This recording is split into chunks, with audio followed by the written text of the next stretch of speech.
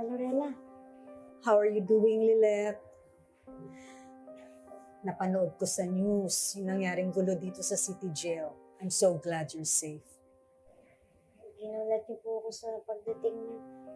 Hindi ko po inaasahan na dadalawin niyo ako. Bakit naman hindi? Kasi po, pinagbintangan ko kayo noon. Inimbitahan po kayo ng mga police for questioning sa pagkamatay ni nanay. Hindi ko po kayo pinagtanggol. Sa dami po ng kabutihang ginawa niyo para sa akin.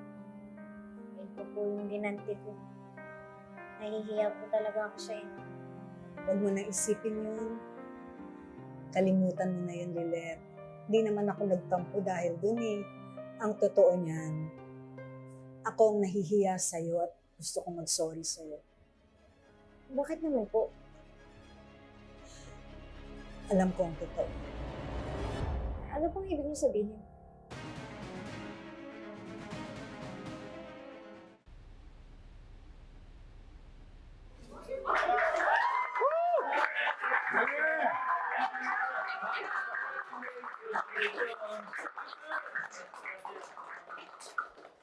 Congrats on your promotion, Attorney Kurt.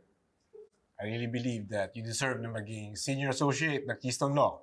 Thank you, Attorney Patrick. Proud of you, bro. Picture namin, picture namin. Go, go, go. Ayan.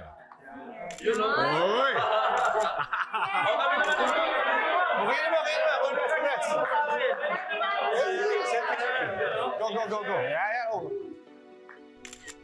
Okay! Congrats, congrats! Congratulations, Attorney Kurt. You're not dreaming. This is real. Now, aren't you glad na pinairal mo yung loyalty mo sa Keystone at hindi kay Lilet? Siguro kung pinagpatuloy mo na tulungan yung kaibigan mong killer, do you think ma-achieve mo pa tong promotion na to? I don't think so. Congrats. Ayos ka lang ba? Parang hindi ka masaya sa promotion.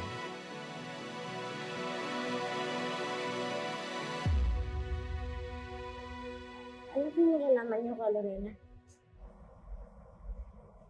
Alam ko, wala kang kasalanan, Lilet. I know you didn't kill Meredith. Hindi mo yun magagawa. At nahihiya ako.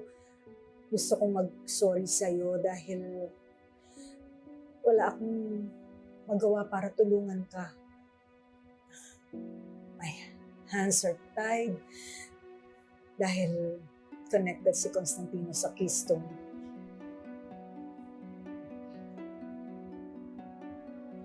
Ayos lang po yun. Naiintindihan ko naman po yung sitwasyon niyo. Masaya na po ko na dinalaw niyo ako. Parang pamilya na rin po tayo, di ba? Parang kapatid ko na rin po si Amy.